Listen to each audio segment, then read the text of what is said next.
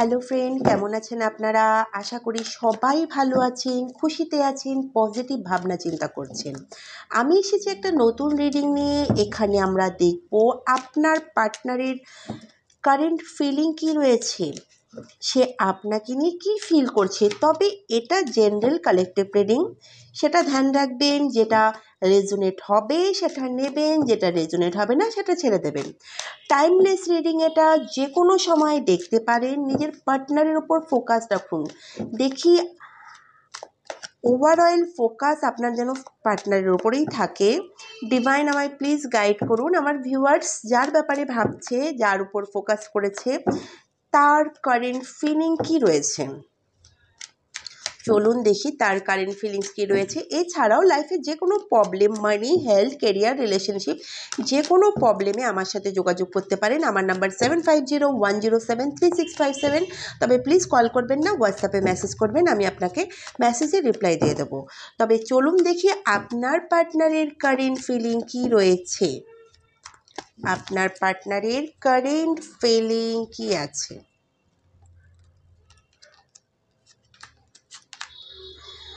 দেখুন, এখানে কার্ডে দেখা যাচ্ছে সে একটু জাগল করছে। আপনাদের মধ্যে থার্ড পার্টি সিচুয়েশন হতে পারে। থার্ড পার্টি কিছু মানুষের জন্য ফ্রেন্ড, বা কিছু মানুষের জন্য রোমান্টিক পার্টনার হতে পারে, বা থার্ড পার্টি সিচুয়েশন আছে, বাট আপনাদের টেনশন নেওয়ার দরকার নেই।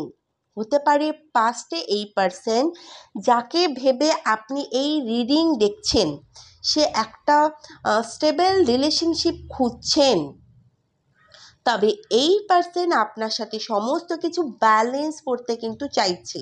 এসব কিছু ব্যালেন্স করতে চাইছে কারণ সে আপনার সাথে স্টেবল ফিল করে। আপনার সাথে কিন্তু এই পার্সন কিন্তু স্টেবল ফিল করে। মেবি আপনি এই পার্সনকে অনেক চেস করেছেন, তাই সে অনেক পাল্টেছে। আপনার সাথে যত টাইম সে রিলেশনশিপে থেকেছে, আপনার থেকে সে স্টেবিলিটি পেয়েছে। আপনি কখনোই তার সাথে কথা বলা বন্ধ করেননি। আপনি অন্য কারো প্রতি অ্যাট্রাক্ট হননি। একটা লয়াল পার্সন হলো আপনি। আপনি হলো প্রেম করনেওয়ালা পার্সন, যেটা সবাই চায়, এরকম একটা লয়াল পার্সন। তো কোথাও না কোথাও এই পার্সন আপনার সাথে স্টেবিলিটি কিন্তু দেখছেন। যদি লাইফে কেউ স্টেবিলিটি দিতে পারে, কেউ তাকে ইমোশনালি ভালোবাসতে পারে, সেটা হলো আর কেউ নয়, সেটা হলো অনলি ফর আপনি। এমন না যে সে কোনো প্রেশারে এসে এসব ভাবছেন। সে যখন স্টেবিলিটি চাইছে, তখন হ্যাপি হয়ে আপনার ব্যাপারেই সে ভাবছে। তার মধ্যে অনেক হ্যাপিনেস দেখা কিন্তু যাচ্ছে। সে নিজেই চাইছে এই রিলেশনশিপে স্টেবিলিটি। দ্বিতীয়ত, এই পার্সন যদি ফাইন্যান্সিয়ালি স্টেবল না থাকে, হতে পারে সে ফাইন্যান্সিয়ালি স্টেবল না, বা কোনো সিচুয়েশন এমন এই পার্সন জাগল করছিল, সেই জাগলিং এখন এন্ড কিন্তু হয়ে গেছে, কারণ সে নিজে স্টেবল হতে চায়। সে দুটো মানুষের সাথে সব কিছু কন্টিনিউ চালাতে পারবে না। হতে পারে পাস্টে আপনাদের দুজনের মধ্যে প্রবলেম এটাই ছিল, এই পার্সন আপনাকে স্টেবিলিটি দিচ্ছিল না। দুটো মানুষের মধ্যে সে জাগল করছিল, একে চুজ করব না তাকে চুজ করব। এখানে আপনার সাথে স্টেবিলিটির এনার্জি কিন্তু দেখা যাচ্ছে, কারণ আপনি তাকে নিয়ে ইমোশনাল, আর সে আপনার সাথে ভালো ফিল করে, খুশি ফিল করে। এর লাইফে যারাই আছে তাদের সাথে তার কোনো সোল কন্ট্যাক্ট কিন্তু রয়েছে। ফ্যামিলির ওপর তার বেশি টান আছে। কোনো থার্ড পার্টি বা তার লাইফে এসেছে কারণ সোল কন্ট্যাক্ট ছিল সব কিছু ঠিক করার জন্য। থার্ড পার্টির সাথে সে কর্মা কাট করার জন্যই কিন্তু এসেছে। এসব হওয়ার ছিল যদি এই পার্সেন্টের ওপর অনেক ফ্যামিলি রেসপন্সিবিলিটি থেকে থাকে, তো এর ওপর অনেক দায়িত্ব রয়েছে। সে মানে এই দায়িত্ব তার। এই পার্সন নিজের দায়িত্ব পূরণ করতে কিন্তু দেখছে। সে নিজের দায়িত্বকে কমপ্লিট কিন্তু করছে, কারণ সে মানে এরা তার দায়িত্বে পড়ে। হতে পারে আপনি যার ব্যাপারে ভেবে এই রিডিং দেখছেন সে হতে পারে ম্যারিড পারসন, সে তার ফ্যামিলির মানুষকে নিজের দায়িত্ব মনে করে। এখানে ইমোশনালি অ্যাটাচমেন্টও কিন্তু দেখা যাচ্ছে না, সে মানে তাদের জন্য করা উচিত, কারণ সোল কন্ট্যাক্ট আছে তাদের সাথে। যতক্ষণ কন্ট্যাক্টে থাকবে ততক্ষণ কার্মিক কিন্তু থেকেই যায়। এই পার্সন চায় তার ফ্যামিলি আপনাকে চিনুক, আপনি তার ফ্যামিলিকে বুঝুন, তার ফ্যামিলি আপনাকে পছন্দ করুক বা আপনি তাদের পছন্দ করা শুরু করুন। কারণ তাদের ডিফারেন্ট ওপিনিয়ন কিন্তু রয়েছে। তার ফ্যামিলির তরফ থেকে আপনি কিন্তু রিজেকশন পেয়ে গিয়েছেন, তার ফ্যামিলি কিন্তু আপনাকে অলরেডি রিজেক্ট করে দিয়েছে। হতে পারে আপনারা বিবাহিত বা এক্সট্রা ম্যারিটাল অ্যাফেয়ার, যদি আপনাদের বিয়ে হয়ে থাকে তো আপনার মনের মধ্যে একটা একটা আপনার মনের মধ্যে একটা প্রেম ভাব রয়েছে বা একটা নেগেটিভিটি রয়েছে। মানে আপনি ফিল করছেন, আপনাকে কখনো একটা গুড ফিল করানো হয়নি। এই ফ্যামিলি মানে আপনি চাইছেন এই ফ্যামিলির একটা পার্ট হতে, আপনি এই ফ্যামিলির মেম্বার। তো এই পার্সন চায় আপনাকে তার ফ্যামিলি জানুক, সে চায় তার ফ্যামিলি আর আপনি একে অপরের সাথে দেখা করুন, টাইম স্পেন্ড করুন। সে চায় তার ফ্যামিলি আপনাকে নিয়ে ওপিনিয়ন বানিয়েছে, একটা ভুল ধারণা বানিয়ে রেখেছে, সেটা খতম হোক। কারণ যদি আপনার পার্টনার আপনার ব্যাপারে ভালো কথা বলবে তো তার ফ্যামিলি সেটাকে বিশ্বাস করে না। তারা ভাবে আপনি তার ওপর কোনো ব্ল্যাক ম্যাজিক করেছেন, তাকে অ্যাট্রাক্ট করে নিয়েছেন। এই কারণে সে চায় তার ফ্যামিলি আপনাকে পার্সোনালি ভালোভাবে জানুক। হতে পারে তার ফ্যামিলি অনেক বেশি মানি মাইন্ডেড, হয়ে আছেন। ফ্যামিলির খেয়াল অনেক মানে ফ্যামিলির একটা ভাবনা চিন্তা কিন্তু অনেক পুরনো ট্র্যাডিশনাল কিছু তারা ফলো করে। হতে পারে আপনার পার্টনারের ফ্যামিলি এখনও ঠিক করে জানেই না, ঠিকঠাক তারা আপনাকে না জেনেই, আপনাকে না দেখেই একটা কনসেপ্ট বানিয়ে নিয়েছে। আপনার পার্সন আপনাকে জানে, ফ্যামিলিকেও জানাতে চায় আপনি কি। এই পার্সন আপনাকে ছাড়তে কিন্তু চাইছে না, নিজের ফ্যামিলিকেও সে ছাড়তে চায় না। সে এটা তো বুঝতেই পারছে ফ্যামিলি ইম্পর্টেন্ট রাখে, আর আপনারও ইম্পর্টেন্ট আছে তার লাইফে, সে জানে আপনি কোথাও না কোথাও ভ্যালুয়েবল। কারণ সোলমেটের এনার্জি কিন্তু দেখা যাচ্ছে। এই পার্সন এই সময় কাউকে ছাড়তে চাইছে না। এই পার্সন আপনাকে ধরলে ফ্যামিলি ঝগড়া করে আর ফ্রেন্ড অপোজিট হয়ে যায়। আর সে যখন আপনাকে চুজ করে না তখন আপনার সাথে ফাইট হয়, আপনার সাথে তার ঝগড়া হয়ে যায়, আপনাদের মধ্যে প্রবলেম শুরু হয়ে যায়। সে সব কিছু ব্যালেন্স করতে কিন্তু চাইছে, সে চায় ফ্যামিলি থাকুক আর আপনিও থাকুন তার লাইফে। এই পার্সেন্টের মধ্যে আপনাকে নিয়ে ম্যারেজ এনার্জি আছে, আপনাকে সে বিয়ে করতে চাইছে, তবে সে চায় তার মনের কথা এখনও কাউকে সে কিন্তু বলেনি, তবে সে তার নিজের মনের কথা এখনও কাউকে বলেনি, আপনাকেও না।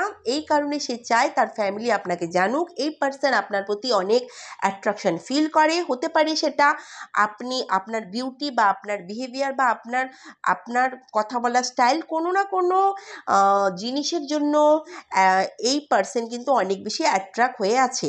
এখানে দেখা যাচ্ছে এই পার্সন আপনার বিরুদ্ধে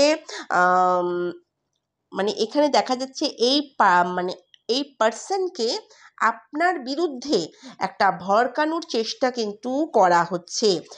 এর মধ্যে আপনাকে নিয়ে যে অ্যাট্রাকশন আছে সেটা কিন্তু খতম হয়ে যাক কেউ কিন্তু চাইছে, কারণ যারা তার লাইফে আছে তারা জানে সে আপনার ওপর অনেক অ্যাট্রাক্ট হয়ে আছে, আপনাকে অনেক বেশি পছন্দ করে, আপনি তার উপরে অনেক বেশি আপনি তার নজরে অনেক বেশি বিউটিফুল। তাই লোকেরা এগুলো পছন্দ করছে না। হতে পারে সে স্টার্টিংয়ে আপনাকে তার স্টার্টিংয়ে হতে পারে সে স্টার্টিংয়ে আপনার উপর হতে পারে সে স্টার্টিংয়ে আপনার উপর অনেকটা ভালো বিহেভিয়ার করেছিল, কিন্তু মাঝপথে এই তাদের নেগেটিভিটির জন্য আপনার সাথে সে অনেক খারাপ ব্যবহারও করে ফেলেছিল, কিন্তু সে কিন্তু এখন বুঝতে পেরেছে যে তাকে এসব দিয়ে করানো হয়েছিল, তার সাথে মাইন্ড গেম খেলা হয়েছিল, কিন্তু সে জানতেন না তারা যে জেলাস করেন আপনার ওপর, অ্যান্ড আপনাদের সম্পর্কটা ভাঙার তারা কিন্তু চেষ্টা করেন। দ্বিতীয়ত, এই পার্সনকে এমন মনে হয় আপনি ভাবেন আপনার পার্টনারের বা আপনার প্রতি ফিজিক্যাল অ্যাট্রাকশন আছে, এছাড়া আপনাকে নিয়ে তার মধ্যে কোনো ইমোশন নেই। আপনি কিন্তু ভাবেন আপনার ব্যাপারে সে কিছু, তবে আপনার ব্যাপারে সে কিছু ভাবে না এটাও আপনি ভাবেন। আপনাকে তার ফ্যামিলির সাথে মিলাতে কিন্তু সে চায়, আপনার সাথে স্টেবল কিন্তু হতে চায়। আপনি আপনি আপনার যে ডাউট অনেক বেশি, কিন্তু এই পার্সেন্টের ওপর অনেক বেশি ডাউট করেন, এইসবের কারণে মিসআন্ডারস্ট্যান্ডিং হয়েছে আপনাদের মধ্যে অনেকবার। তবে সে ভাবে আপনি তার ওপর অনেক ডাউট করেন। কিছু কিছু কেসে এই পার্সন আপনার ওপর কিছু কিছু কেসে এই পার্সনটাও আপনার ওপর ডাউট কিন্তু করে। ডাউটের ডাউটের কমিউনিকেশনের শুধু ইস্যু এখানে দেখা কি যাচ্ছে, এইসব থার্ড পার্টি সিচুয়েশনের জন্য কিন্তু হতে পারে। থার্ড পার্টি মানে ফ্রেন্ড, ফ্যামিলি, কোনো আদার্স কেউ।